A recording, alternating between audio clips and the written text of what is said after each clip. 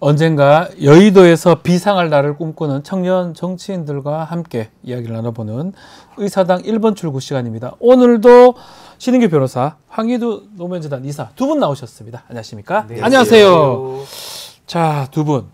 저희 뉴스토마토에서 단독 보도 계속 하고 있는데 오늘 보도는 3배를 받기로 약속하고 이게 참 저 처음 들어보는데 이 얘기 보도 보셨죠? 아, 봤습니다. 네, 어떻게 보셨습니까, 이사님? 너무 충격적이고. 좀 깜짝 놀랐어요. 이게 말이 됩니까? 네. 거짓말 아니에요? 그러니까 그게 실제로 예를 들어서 1950년대 때 보면 예. 막 정치 깡패들 이런 거 저 책이나 드라마 같은 걸로 막 봤는데 그러니까요. 막 뭔가 그런 시대를 살고 있는 것 같은 거예요. 예. 그러니까 지금 우리가 체감하기로는 그래도 대한민국이 많이 좀 발전도 하고 그다음에 정치도 선진화됐다. 물론 갈 길은 멀지만 그렇게 생각했는데 지금이 그때랑 뭐가 다른가. 그렇죠. 그리고 그냥 실제로 그 녹취 내용 보면서 저도 너무 충격받았는데 무슨 뭐 딸을 책임져야 된다는 네. 얘기하고 세비 절반을 못 받아가고 이거 상상도 할 수 없는 일이 심지어 이게 끝이 아니라는 그런 우려가 후속 보도가 또 있을 겁니다. 더한 것들이 준비가 돼 있어요. 깜짝 놀랄 것들이. 네. 지금 보면 그래요. 김영선 전 의원 5선입니다. 당시도 4선, 5선. 아주 중진 의원인데 이 사람이 명태균이라는 사람한테 쩔쩔 매면서 결국 돈도 막 상납하는 그런 모양새고 한 게 그 뒤에 누가 있기 때문에 그런 거 아니냐 이런 의혹 제기를 하는 거 아니겠습니까? 저는 그 오늘 뉴스토마토의 네. 단독 보도를 통해서 그동안의 미스테리로 남았던 수돗물 먹방의 진실이 밝혀졌다. 그러니까 김영선 의원이 후쿠시마 오염수 국면 때 노량진 가가지고 수산물 시장에서 맞아요. 물을 떠먹는 게 너무 기괴했는데 네. 왜 그렇게 했는지를 이제 알겠다. 그러니까 김영선 의원이 어떻게 5선 의원이 됐고 또 어떻게 공천을 신청해서 그 다음에 행보를 열어가려고 했던지에 대한 미스테리가 좀 풀린 느낌이 일단 났고요. 우리 황희두 이사님께서는 1950년도를 말씀하셨지만 저는 1590년대 아니냐. 임진왜란이에요, 그거는. 아니 정말로 왜냐하면 임진왜란 저 직전에 이게 때. 현대판 매간 매직입니다. 예. 현대판 매간 매직이라서 지금 김건희 씨가 공천 개입을 했다 이 자체만으로도 세상이 좀 뒤집어지는데 이제는 공천 거래까지 나옵니다. 그러니까 공천을 매개로 공천이라는 걸 대가로 해서 내가 당신 시켜줬으니까 월급 반 내놔. 이거는 지금 상상을 초월하는 일이 지금 발생했기 때문에 저는 이제 김영선 의원부터 다 대답을 해야 될 거고요. 더 중요한 것은 과거에 박근혜 최순실은 둘이 공모해서 국정농단을 일으키고 기업들의 돈을 뜯었습니다. 그래서 이제 재단 만들고 뭐 평창올림픽 해먹은 거거든요. 여기는 김건희, 명태균이 손을 잡고 윤석열 대통령을 이용을 해서 결과적으로 정당을 삥 뜯은 겁니다. 아이고야. 정당의 공천권이라고 하는 정말 국민들을 위해서 일해야 되는 일꾼들을 뽑아야 되는 민주주의의 최대의 핵심적인 역할을 하는 공천을 사고 판 것이죠. 그러니까 명태균 씨가 자랑스럽게 월급 반 내놔라. 그 지분은 내가 50% 갖고 있다. 이게 뭐 하는 겁니까? 이게 뭡니까? 심각한 상황입니다. 그래서 그런지 2022년도 이후에 이런 돈들이 오가고 약속했고 2024년도도 공천을 어쨌든 받아야 또 돈이 나올 거 아니에요. 근데 안 되니까 개혁신당까지 가고 뭐 비리 폭로하겠다. 기자회견문 만들고 이런 것까지 지금 보도가 되는 거 아니겠습니까? 맞습니다. 그러니까 이게 그동안 뭐 새로운 그래도 좀 젊고 참신한 보수라고 그렇게 평가받던 뭐 전 동의할 수 없습니다만 그랬던 뭐 이준석, 천하람 이들 뭐 새벽 4시 3분에 삽질하고 있는 거 그거.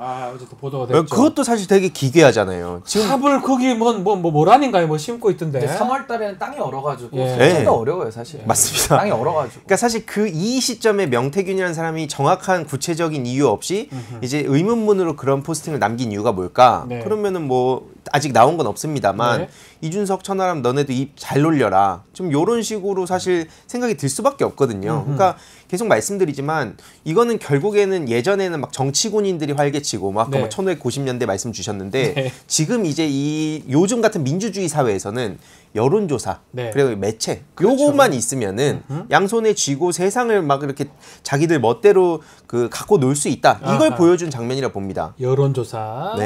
이게 뭐 추측하건데 그런 땅 파는 사진 지금 저희가 올릴 수는 없는지 모르겠는데 그 이준석 의원하고 천하람 의원이었나요? 두 사람 땅 파고 뒤에서 코 파고 땅 파고 요 모습이죠. 요 모습인데 요거는 또 어떤 의미가 담겨 있는지 사실 좀 좀 귀괴합니다, 사실은. 저걸 씹는 모습. 또 명태균 씨는 뭐를 말하려고 했던 건지.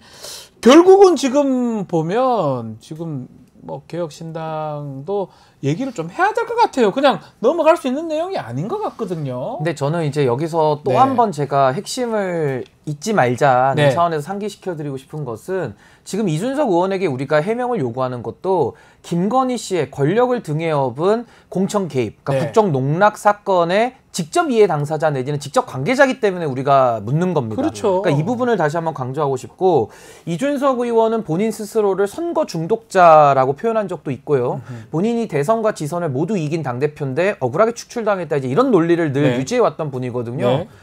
근데 이준석 대표는 선거 중독자, 명태균 씨는 선거 조작자거든요. 그러니까 지금 이게 중독자와 조작자가 만나서 도대체 칠불사에서 나무를 심고 뭐 하고 있는 건지 국민들은 굉장히 이게 지금 기괴한 겁니다. 기괴하죠. 기괴하고 해괴한 겁니다. 이런 거 처음 보기 때문에. 아까 제가 말씀드린 대로 아니, 공천 개입만으로도 나라가 지금 뒤집어질 상황에서 공천을 가지고 거래하면서 저는 국회의원 월급에다가 지분 50% 걸어놓는 걸 처음 봤어요. 이게 무슨 주식 투자하는 것도 아니고 50%는 내 거야. 그 세비 국민들의 세금으로 주는 세비거든요. 어떻게 거기에다가 50%를 내놓으라고 하고 또 김영선 의원이라는 사람은 50%를 또 낼름낼름 주려고 지금 하고 있는 이런 지금 녹취들이 나오고 있는 건데 이런 사람을 어떻게 공천을 줄 수가 있죠? 그러니까 이준석 의원은 이제 와가지고는 대선 지선의 승리의 공은 내 거고 공천 과정에서 발생한 문제점은 윤상현 의원 가져가라. 이거 아닙니까? 아니 이런 식의 조직법적 원리를 이해하지 못하고 명태균 씨가 개입된 김건희 씨의 공천 개입 사건을 축소 은폐하는 사람이 무슨 개혁을 얘기하고 무슨 새로움을 이야기합니까? 거기다가 천하람 의원은 지금 인터뷰를 딱 끊고 있거든요. 열흘째 지금 자맹하고 있거든요. 뭐 지금 다른 사람들의 입을 통해서 전언을 전달하고 있지만은 본인이 나와서 마땅히 밝혀야 되는데 밝히지 않고 있습니다. 그러니까 이런 것들이 그들이 외치는 개혁과 새로움이라는 것이 얼마나 구태와 저는 반개혁적인가를 저는 국민들 앞에 그대로 보여주고 있는 사진이 저거다라는 생각이 듭니다. 자, 이 사건의 저희 뉴스토마토 이 보도의 핵심이 뭐 김건희 여사 공천 개입이지만 사실은 이준석 의원이라든지 천하람 의원 개혁신당한테도 지금 질문을 던지는 겁니다. 맞습니다. 뭐 국민의힘 비롯해서 그 질문을 답을 할 의무가 사실 있다고 봐야 되지 않습니까? 그도 그럴 수밖에 없는 게 이게 그냥 예를 들어서 개혁신당이 쭉 몇 년 동안 이어져 왔던 게 아니라 이준석 의원 같은 경우에는 국힘당의 당대표를 하면서 우리 신인규 변호사님도 계속 날카롭게 질문했는데 아직까지 대답이 돌아오고 있지 않거든요. 신인규 변호사의 그 질문들 제가 다 읽어봤는데 거기만 답을 하면 끝날 4대 의혹입니다. 4대 의혹. 그거만 답하면 사실 아주 끝날 일이에요. 그렇습니다. 몇 점. 근데 유독 다른 거에 대해서는 자꾸 자기가 막 자신감 넘치게 뭐 얘기를 하는데 정작 신인규 변호사의 질문 그리고 뭐 민주당에서도 김민석 의원이라든지 질문을 하고 있거든요. 근데 유독 그런 질문들에만 대답 안 하고 자꾸 엉뚱한 얘기하고 있어요. 무슨 이재명 대표 프리메이슨 얘기하고 있고 천하람 의원 같은 경우도 아주 못된 걸 배워가지고 지금 뭐 곽튜브 얘기하면서 거기에 또 이재명 대표가 더 나쁘다 이런 얘기를 하고 있습니다. 지금 사람들이 듣고 싶은 게 그런 내용입니까? 그러니까 결국에는 핵심은 아까 말씀하셨듯이 김건희 씨 관련한 그 국정농단에 대한 문제인데 이거에 대해서 이준석 의원도 계속 엉뚱한 얘기를 한 거 보면 당연히 시간이 지나면 지날수록 시민들은 쟤도 뭐 있구나. 당대표 때 뭔가가 있었구나라고 생각을 할 수밖에 없는 거죠. 그렇죠. 제가 그 개혁신당 관계자들이 방송 나와서 하는 걸 듣다 보면 좀 황당한 게 많은 게 본질에 대한 얘기는 거의 없고요. 주변부에 대한 얘기로 논점 흐리기만 하고 있습니다. 그러면서 이야기하는 건 본인들은 억울하다. 그리고 자기들은 깨끗하다. 지금 이런 얘기를 지금 하고 있는데 그만 보시죠. 지금 공천 개입 사건 김건희 씨가 관련된 게 지금 쏟아져 나오고 있는데 여기에 대해서 이준석 의원은 직접 당사자인데 선의의 조언이다. 완결성이 부족하다. 이런 입장을 견지하고 있고요. 이 현재까지 입장입니다. 그래서 제가 김건희 씨의 공천 개입이 범죄인지 아닌지 중대 범죄인지 아닌지를 잘 묻고 있는 겁니다. 이게 이제 핵심인 거고 허은하 당대표는 이 사안에 대해서 김영선 의원의 실패한 로비다로 프레임을 바꾸고 있거든요. 아니 실패한 로비고 성공한 로비고는 개혁신당에서 칠불사에서 논의할 때 차담에 나왔던 얘기일 뿐이지 지금 우리가 궁금한 것은 왜 김건희 씨의 공천 개입에 대해서 왜 축소 은폐하느냐 왜 야당이면 여기에 대해서 목소리를 같이 내도 모자랄 판에 왜 자꾸 이건 범죄 아니야 라면서 왜 성역을 만드느냐. 그러니까 예를 들어 뇌물을 뇌물이라고 못 부르지 않습니까? 권익위원회가 그렇게 하고 있거든요. 왜 이준석 의원이 권익위 같이 굴고 있냐 이 얘기입니다. 권익이냐. 아주 쉬운 거예요. 그리고 천하람 의원은 왜 지금 가서 나무만 심고 있냐 이거거든요. 그래서 저는 개혁신당의 이런 집단적인 공천 개입 사건, 권력자의 공천 개입 사건을 너무나도 안이하게 바라보거나 축소 은폐하는 거에 대해서 지금 국민들은 이거 뭐냐? 네. 그러면 김건희와의 연관성이냐 아니면 명태균과의 연관성이냐를 묻고 있으니까 네. 여기에 대해서 답을 하라는 거고요. 또 하나는 맞겠죠. 이준석 의원이 2022년도 6월달 그러니까 당시에 윤석열 정권 초기에 아주 지지율 높았을 때 치렀던 지방선거와 재보궐선거는 이준석 의원이 직접 당사자입니다. 네. 공천 개입이 있었다라고 한다면은 이준석 의원은 알았으면 공범이고 네. 몰랐으면 무능이거든요. 네. 근데 여기서도 이준석 의원의 말이 어폐가 있는 게 본인은 윤상현 의원한테 다 맡겼고 지시도 안 했다는 거예요. 그냥 다 공천은 원래 공관위가 알아서 하는 거랍니다. 근데 여기서도 모순이 발생하는 게 이준석 의원이 2023년 4월에 MBC 나와서 한 발언에 의하면 인터뷰에 의하면 네. 정진석 위원장, 공관위원장한테는 지시를 했는데 말을 안 들어먹고 그 용산을 바라봤다는 얘기를 네, 해요. 그럼 거기는 왜 지시를 했느냐? 플러스 당시에는 그럼 용산에 영향력이 있다라는 걸 이준석 의원이 알았다는 얘기거든요. 네. 그럼 알았으면 공범입니다. 예. 그러니까 공범을 자백하고 있기 때문에 여기 두 부분에 대해서는 이준석 의원과 개혁신당이 반드시 답을 해야 되고 네. 도망갈 데가 없습니다. 제가 볼 때는. 자, 오늘 보도 내용도 이 연장선상입니다. 왜 그렇게 그만큼 그렇게 했느냐. 이 뒤에 나오는 김영선 또 명태균 씨 두 사람이 뭔가 약속을 하고 세비 이번에를 딱 떼서 준다. 그런 것들이 약속이 된 게 아니냐. 라는 게 녹취록에 담겨진 내용이고 자 어제 서울의 소리에서 공천 개입 의혹 좀 더 나왔습니다. 이 내용은 이 용인갑에도 그런 일이 있었다. 이 내용이 어떤 내용인지 보셨습니까? 네, 봤습니다. 네. 결국에는 또 이철규 네. 당시 그 공관위원이었죠. 네. 그 인재위원장도 맡았었던 그 이철규 씨를 통해서 김건희 씨의 뜻을 사실상 관철시킨 거 아니냐. 네. 그 나온 내용에 따르면 결국에는 그 김건희 씨의 껌뻑 죽었다. 네. 이게 핵심이라고 그 봅니다. 내용들이 다 나와요. 네, 맞습니다. 비서관하고 행정관들 녹음 내용들이죠. 맞습니다. 그래서 네. 그 안에서도 뭐 이현모 씨 관련한 얘기가 나오는데 여기서 또 자연스럽게 따라붙을 수밖에 없는 얘기가 그 네. 자생간방병원 네. 신씨 그 이현모 씨의 배우자죠. 그렇죠. 예전에 우리가 다들 비행기? 예, 맞습니다. 네. 그 전용기 그때 대통령 순방 갈 때 원래 뭐 사전 답사팀이 있고 선발대가 있고 그리고 본팀이 있는데 앞에 사전 답사랑 그 선발대에 또 같이 갔었다는 거 아닙니까? 네. 그리고 실제로 윤석열 대통령, 김건희 씨가 같이 머물던 숙소에도 머물면서 그때 당시에도 민간인한테 왜 그런 그 비용이 들어가냐라고 해서 엄청난 논란이 있었습니다. 네. 근데 그 이 총선 과정에서도 결국에는 또 김건희 씨의 입김으로 이현모 씨 관련한 그 지역구에도 윤석열 대통령이 2번이나 가고 막 네. 굉장히 많은 힘을 실어줬다는 것도 결국 이 뒤에도 김건희 씨가 있었구나. 네. 이걸로 요약이 되는 것 같습니다. 자, 이제 결국 김건희 여사가 그 뒤에 있었는데 이 관련된 거는 우리 용인갑 이현모 비서관이 갔다가 떨어지긴 떨어집니다. 근데 그 와중에 다른 비서관이 가고 싶어 했는데 뭐 난리가 났다. 왜 여사는 저쪽을 하느냐 뭐 이런 얘기 등등 녹음 자료를 서울의 소리에서 공개를 한 겁니다. 어떻게 보셨습니까? 그러니까 요거는 이제 또 별개의 건이죠. 아까 네. 우리가 이야기한 우리 창원 의창에 관한 예. 1차 개입, 2차 개입을 예. 아까 얘기한 거고요. 저희가 얘기한 거 그거고요. 지금은 이제 지난 총선 2024년도 관련된 이제 용인 갑 지역에 있었던 예. 공천 개입인데 이 사건을 통해서 우리가 알 수 있는 건 뭐냐면요. 공천 개입이라는 것이 전방위적으로 이루어졌구나. 이게 핵심이고요. 그럼 전방위가 어디까지냐? 2022년도 6월 달에 지방선거까지 봐야 되는 겁니다. 다 봐야 된다. 그러니까 대형 선거가 지금 두세 개가 지금 연관돼 있는 게 그렇죠. 핵심이고요. 두 번째는 당내에서 조직적으로 김건희 씨한테 충성을 하고 있는 모습이 나오거든요. 네. 그러면 김건희 씨에게 정보를 전달해주고 김건희 씨의 의사 전달을 한 중간에 매개체가 있지 않겠습니까? 그 매개체는 누구냐? 지금 이철규 의원으로 다 지목하고 있거든요. 네. 그러니까 이철규 의원이 여기에 대해서도 입장을 밝혀야 될 것이다. 답을 하는 게 맞다. 왜냐하면 한동훈 비대위원장하고도 여러 차례 공천 갈등을 노정시켰고 이번 총선에서도 비례대표나 이런 거 할 때 난리가 났었어요. 그때 기자회견까지 했었습니다. 그렇죠? 김건희 씨의 의견을 네. 마치 대변하는 듯한 기자회견까지 했기 때문에 전 이철규 의원이 여기에 대해서는 답을 해야 될 것 같고요. 세 번째는 선거에 나가서 저도 자리를 챙겨줍니다. 예를 들면 이현모 네. 인사비서관으로 있다가 공천 신청해서 내리 꽂아주고 선거 떨어지니까 또 지금 공직기관 저 처음 비서관으로 봤어요. 이게 가능한 얘기인가요? 또 꽂아주고요. 창원 의창에서도 김상민 검사 예. 검사 옷 벗고 나와서 공천 과정에서도 여러 구설수가 있는 분인데 네. 떨어지고 나니까 지금 국정원장 법률특보로 가 있다고 또 하거든요. 글로 가십니까? 여기도 좀 자리 챙겨줬고 예. 심지어 용인갑 지역에서 같이 경쟁하다가 억울함을 토로했던 어제 그 방송에서 나왔던 비서관. 제보자, 네. 비서관 예. 직무대리 했던 이분도 지금 자리를 챙겨줬어요. 다 자리는 또 받네요. 그러니까 이게 뭐냐면 자리는 다 받네요. 선거 개입을 시도했고 선거 떨어진 사람도 자리 챙겨줄 뿐만 아니라 공천사 개입 사건의 피해자들까지도 자리를 챙겨줌으로써 마치 그 이종섭 호주 대사 자리 챙겨주듯이 공직을 갖다가 본인들의 권력 사유화에 입막음으로 지금 다 쓰고 있다. 이게 세 번째고. 네. 그럼 이제 저는 여기서 우리가 어느 결론에 이르냐면 네. 이번 공천은 김건희 공천입니다. 그럼 김건희가 뭐길래 공천을 합니까? 그리고 정당이라는 국민의힘은 왜 김건희 한 사람한테 이게 노란합니까? 그러니까 완전히 정당의 민주성을 잃어버린 거거든요. 그래서 저는 과거에 박근혜 최순실은 기업 돈을 뜯었다라고 한다면은 네. 지금 김건희와 명태균과 뭐 이철규 등등등의 사람들은 이 정당의 공천권을 갖다가 뜯어먹은 거거든요. 그럼 어떻게 되느냐? 우리 헌법 8조 사항에는 정당이 반민주적으로 운영될 때는 정당 해산 사유에 해당하거든요. 네. 전 이제 국민의힘은 이쯤 가면은 정당 해산 심판을 정부가 제소할 수 있는데 이걸 좀 검토해야 될 상황까지 온 거 아니냐.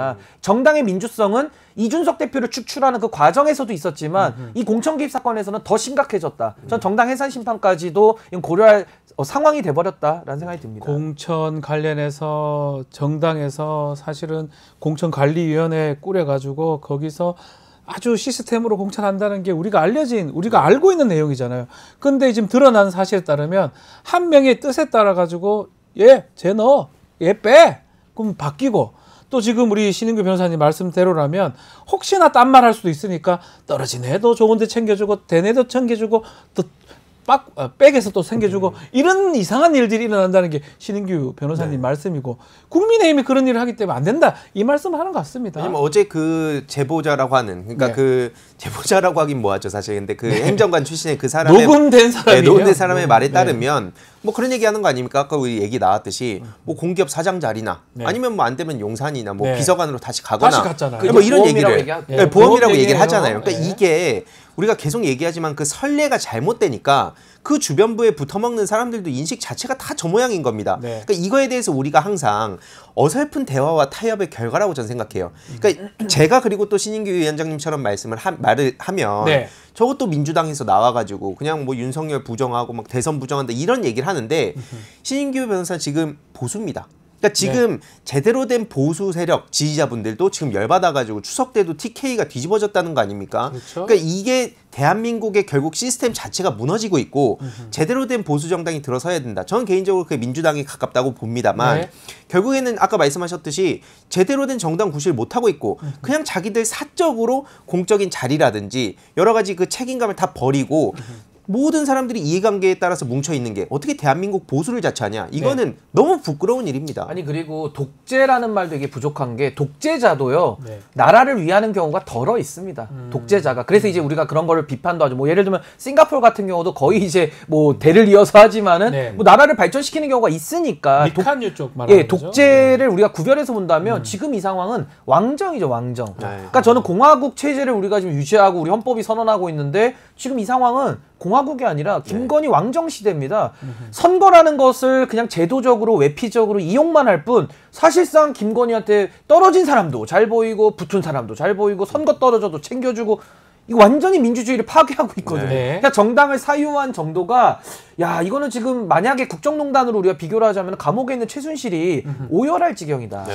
오열할 것 같아요 제가 볼 때. 그러다 보니까 이제 시민 단체에서는 이걸 이제 가만 볼 수가 없다. 특히 윤석열 대통령, 김건희 여사에 대한 지난 22년도 재보궐선거, 또 22년도 지방선거까지 부당하게 개입했다. 이런 걸로 공수처에 이제 고발을 했는데 시민단체 뭐 고발 이건 어떻게 봐야 됩니까? 뭐 이건 당연한 수순일 것 같고요. 시민단체가 고발 안 하더라도 이 정도 나오면은 수사기관이 인재해서 수사해야죠. 해야 된다. 그리고 수사의 강도도 이거는 엄정을 더해서 수사를 해야 되는 사안이고요. 저는 뭐 이제 고발까지 들어갔으니까 수사기관이 안 움직일 수는 없을 거고 전 이 부분도 우리가 수사기관이 지금까지 얼마나 윤석열 정권한테 그 충성하고 잘못된 일들 많이 해왔습니까? 그 대표적인 게 수사심의위원회까지 열어가지고도 김건희 씨의 명품백 수수에 대해서 덮어주는 게 지금 검찰의 수준이거든요. 그러니까 저는 뭐 공수처의 움직임을 지켜는 봐야겠습니다만은 이 사안도 저는 윤석열 정부에서는 부득이하게 특검으로 갈 수밖에 없지 않을까라는 생각이 듭니다. 특검이다.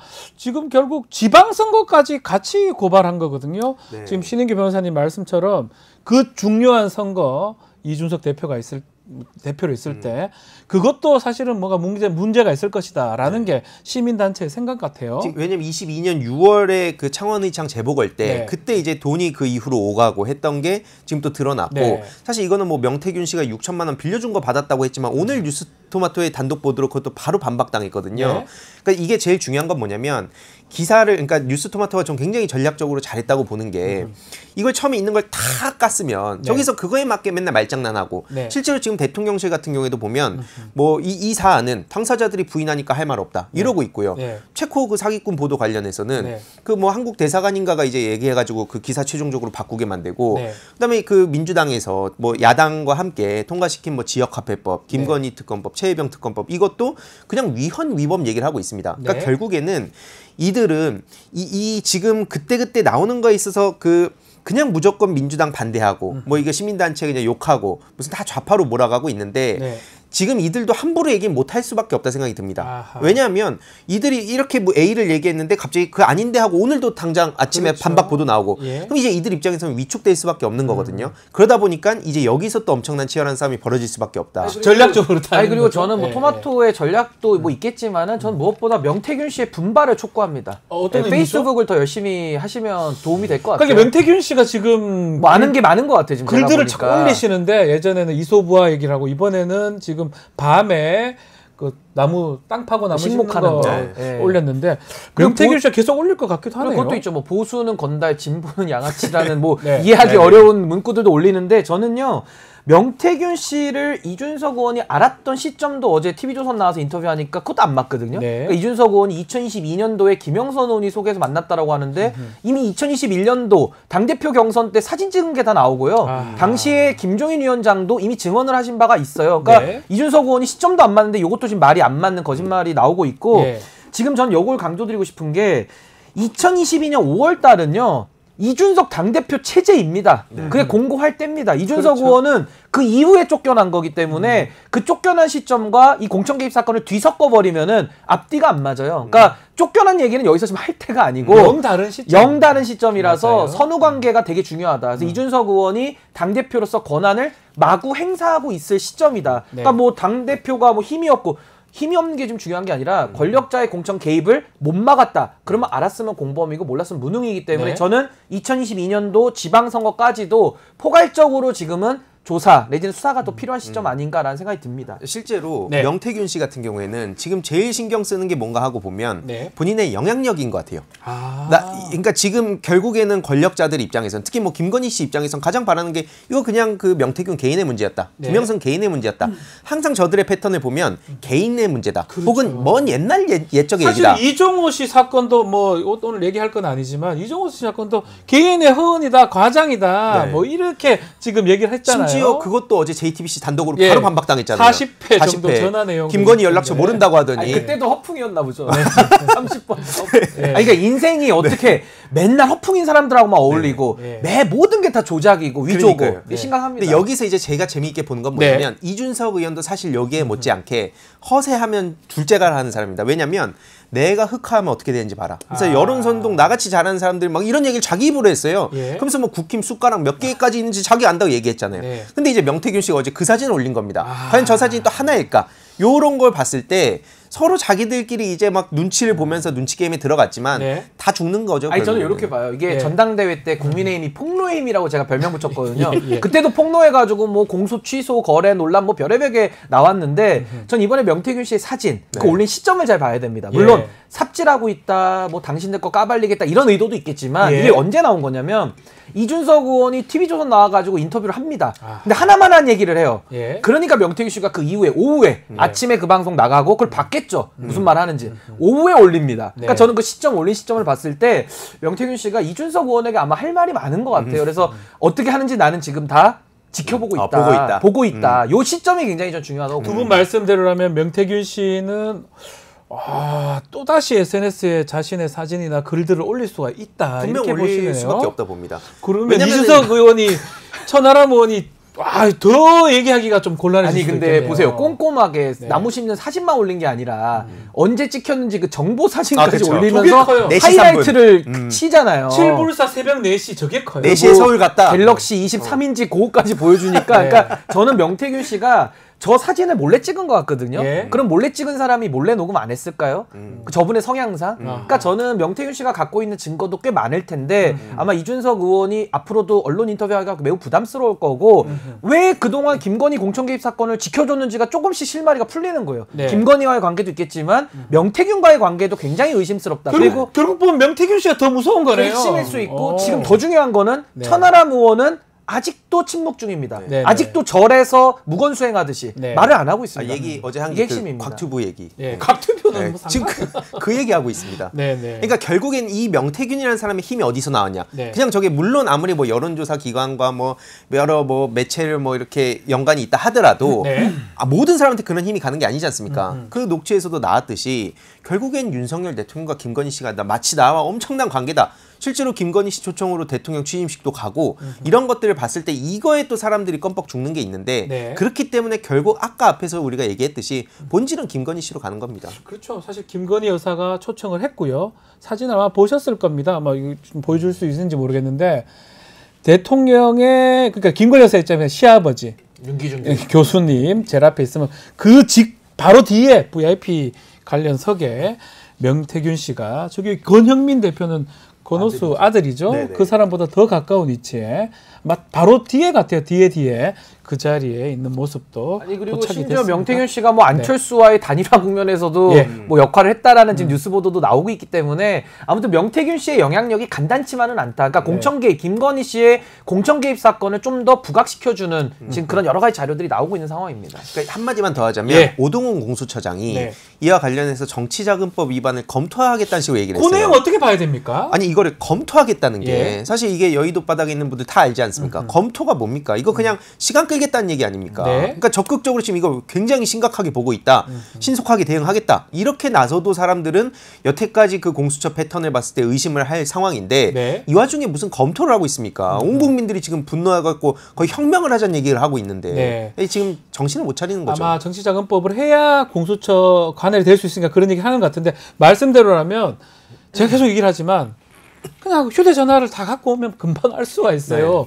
간단해요. 지금이라도 명태균 휴대전화, 김영선 전 의원 휴대전화. 제 생각입니다. 또 옛날에 군 검찰 하셨으니까. 관계자 휴대전화만 뭐 그때는 휴대전화 그렇게 많지는 않았지만 20년 전이니까 그렇게 하면 빨리 해결될 문제인데 너무 끄는 거 아니냐. 결국 휴대전화 버릴 시간을 또 주는 거 아니냐. 이런 생각이 드는 게 사실 그렇습니다. 제가 이거 좀 구도만 마지막으로 짧게 설명드리면 비선 대통령 김건희라는 게 지금 만천하에 드러났고요. 비선 대통령 김건희 씨가 당무를 비선으로 관리한 사람은 명태균, 그리고 내각을 비선으로 관리한 사람은 이종호. 이렇게 정리가 되는 겁니다. 그러니까 비선 내각이 서서히 수면 위로 올라오고 있다. 앞으로도 더 많은 정보들이 나올걸요. 게다가 지금 윤석열 대통령 부부가 개인 휴대전화를 지금 많이 쓰다는 거는 모두가 알고 있잖아요. 그래서 저 걱정되는 게 개인 휴대전화. 그렇게 보안과 경호를 늘 강조하시는 분들이. 이게 개인 휴대전화가 단점이 뭐냐면 녹음을 상대방이 할 수가 있잖아요. 지금만 해도 막 드러나는데 아마 김건희 여사나 대통령 목소리가 안 나오는 이유는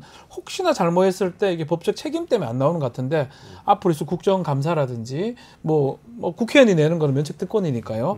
그때 많은 자료들이 나올 수 있을 것 같아요. 맞습니다. 그때가 어떻게 보면 그래서 그나마 사람들이 야 그때까지 한번 보자라고 하고 있는 상황인데 뭐 사실 이미 기대를 접어버린 사람들도 되게 많은 것 같아요. 왜냐면은 여태까지 보여준 모습들 봤을 때 아까 뭐 타당한 질문에 대해서도 답을 못하고 시간을 끌고 있는데 애초에 그 A 의원이라고 나왔을 때 물론 나중에 B라고는 했지만 결국에 뭐 천하람 의원이든 이준석 의원이든 빨리 지금 이거에 대해서 얘기를 해야 될 시점이라 봅니다. 아니 그리고 재판 많이 해보셨으니까 우리 박지원 앵커님 더 잘 아시겠지만 판사가 판결할 때 무슨 그 사건 현장에 타임머신 타고 가서 봅니까? 재판 현장에서 녹취록이든 증언이든 증거가 현출이 되면 판사가 믿을만하다 그러면 유죄 나오는 거거든요. 저는 제가 재판관은 아니지만은 지금 뉴스 보도를 통해서나 녹취록을 통해서 나온 것만 봐도요. 합리적인 사람이라면 당시 상황 추측이 가능합니다. 그게 우리가 가지고 있는 신이 선물로 준 이성이라는 거예요. 이성을 발휘하면 네. 지금 이 상황의 조각들이 어느 정도는 맞춰진다. 이걸 아무리 허풍이다, 조작이다 우겨도 조작범 눈에만 조작으로 보이는 거예요. 네. 일반인들의 시각에서는 다 진실을 판단할 능력을 가지고 계시다. 우리 국민들이 다 보고 계신다고 저는 봅니다. 보인다. 재판도 그렇게 하잖아요. 재판을 뭐 그렇죠. 그 사건 현장에 가서 봅니까? 타임머신 타고? 알 수가 없죠. 다 입증을 하는 거죠. 네. 얘기하는 거 들어보고 판사가 뒤늦게 판단하는 게 이제 맞는데 그거는 뭐 당연히 그럴 것 같습니다. 하나만 좀 더 짚어보면 좋을 것 같습니다. 자, 한동훈 대표 지금 원래 만찬 오늘입니다. 예정되어 있었는데 독대 요청했다가 지금 거절도 당했다. 그러니까 이 독대 요청 이거를 보도를 왜 냈냐라고 또 친윤계하고 또 다투는 모양새인데 요거 한번 정리 좀 해주시죠. 어떻게 봐야 됩니까? 정말 엉뚱한 짓들을 지금 하고 있다는 생각이 전 딱 한 줄로 요약하자면 그렇고요. 실제로 뭐 윤석열 대통령과 그 주변인들 입장에선 체코 가가지고 대통령이 막 24조 원전 수조 엄청난 성과를 갖고 와서 이걸로 지금 도배가 돼야 되는데 무슨 한동훈 독대를 한 해 만에 이걸로 지금 뒤덮여서 짜증나 있다는 거 아닙니까? 그러니까 애초에 둘 다 정신 못 차렸다 보는 거고 한동훈 대표 같은 경우에도 사실 너무 속이 보이는 것 같아요. 왜냐면 자기가 또 의료 대란에 대해서 뭐 이제 그 정부 윤석열 대통령 만나서 얘기도 하고 이거 안 받으면 대통령이 그냥 이상한 사람 되는 거고 뭐 이런 거 아니겠습니까? 근데 이것도 사실 얄팍한 소리라는 거 우리가 진작 아는 게 국민 눈높이 얘기할 때부터 본인이 말과 행동 달랐다는 거 전 국민이 다 봤습니다. 근데 이제 와가지고 독대 신청 한 해 만에 하면 저게 무슨 사람들이 신뢰를 갖고 보겠습니까?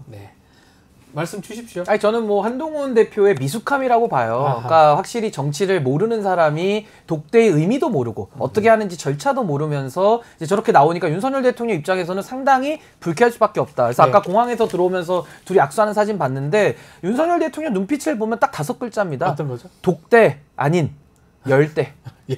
넌 딱밤 열대다. 딱밤 열대. 독대 아닌 열대. 6글자네요.